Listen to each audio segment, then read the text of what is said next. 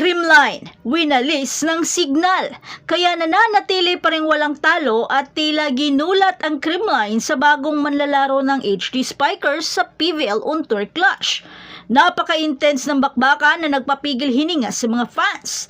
Pero anyari sa mga ice cream girls? Pinananatili ng signal ang mainit nitong pagsisimula sa 2025 PVL on Tour at binigyan ng Creamline ang unang pagkatalo sa isang dominanting paraan sa isang nakakagulat na score na 25-22, 25-18 at 28-26 na panalo noong Martes ng gabi sa PhilOil Eco Oil Center. Ang huling laban pa ng HD Spikers na natalo nila ang Creamline ay simula pa noong 2022 Reinforced Conference Semifinals. At ngayon sa tuktok ng Pool B, ang Signal ay bumuti sa isang perpektong 3-0 record na hindi pa nakakahulog ng isang set sa torneo. Ang HD Spikers ay dati nang nagwalis ng kanilang mga laban kontra sa Akari at Capital One sa Vigan Ilocos Sur Lake. At umpisa pa lang ng bakbakan, talagang binuhos na talaga ng Signal ang kanilang lakas sa opensa at depensa na mas lalong nahirapan nung magsanib puwersa sina Ishi Lalong Isip at Erica Santos.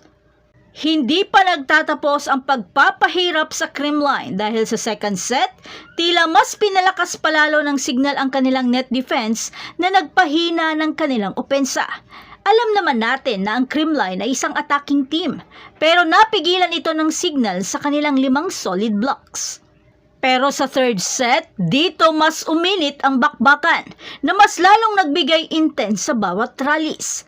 Pigil hininga ang mga fans sa higpit ng laban, lalo na nang nagtagisan ang dalawang libero sa kanilang mga buwis buhay dive. Nagtuloy-tuloy ang momentum ng Signal nang hindi mag-successful ang challenge ng Creamline at sinundan ng isang mabigat na service ace ni Ishi na target si Valdez. At sa puntong ito, ang dalawang kupunan ay ubos na ang mga timeout kaya tagisan na talaga ng lakas at diskarte. Pero kilala naman natin ang Creamline. Pwede pa nilang maklatch at sungkitin ang panalo.